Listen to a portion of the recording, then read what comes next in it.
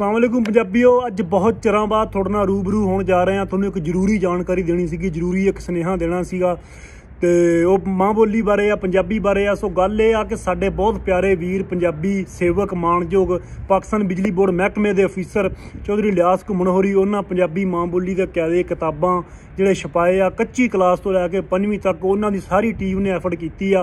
तां उहदे बारे तुहानूं सुनेहा ये लाउणा सी कि वीर किसे नूं भी किताबां चाहीदियां होण पंजाबी दियां, कायदे चाहीदे होण कच्ची वास्ते, पक्की वास्ते, पहली दूजी वास्ते, 5वीं तक आ ते अपने बच्चों नूं पढ़ाउणे होण, अपने स्कूलों च पढ़ाउणे होण, किते भी तुसीं पढ़ाउणे होण तां उस तुसीं साडे नाल राबता करो। आ नंबर दित्ता होया इलियास घुम्मण होरां दा। सो तुहानूं तुहाडी जगह ते ओह कायदे किताबां तुहानूं मिल जाणगे। और दूजी गल ये आ कि उन्हां दा असीं PDF फाइलां भी बनाईआं ते अगर किसी नूं PDF चाहिदी होगी तो PDF भी तुहानूं दित्ती जाऊगी। और दूजे नंबर ते गल ये आ कि वो चीज़ां तुसीं सोशल मीडिया ते शेयर नहीं कर सकते क्योंकि उन्हां विच कॉपीराइट आ। PDF फाइलां दे विच तुसीं हूँ पढ़ सकते हो, अपने यारां मित्रां नाल सांझियां कर सकते हो।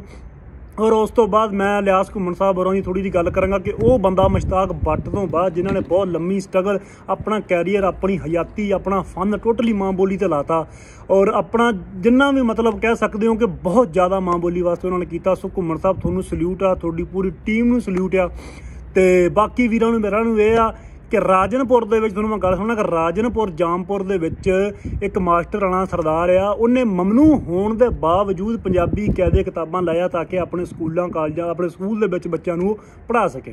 सो इदां दा जिगरा, इदां दी दलेरी पैदा करो कि अपनी माँ बोली बोलण तो ना शर्माओ, अपनी माँ बोली पढ़न तो ना शर्माओ, अपने बच्चों नूं पढ़ाओ। और दूजी वड्डी गल आ घुम्मण साहब होरां वल्लों सुनेहा कि कोई बंदा ट्यूशन सेंटर खोलना चाहुंदा, कोई बंदा स्कूल खोलना चाहुंदा तां पंजाबी पढ़ाउणा चाहुंदा, असीं उहदी मदद करांगे। साडे नाल राबता करे, असीं माँ बोली दे हक दे विच खड़े हां ते तुहाडी सारे सानूं सपोर्ट की लोड़ आ ते साडी सपोर्ट जरूर करो क्योंकि माँ बोली दा मसला जे माँ बोली मर गई साडी तरीख मर जानी आ, साडी हिस्टरी मर जानी आ।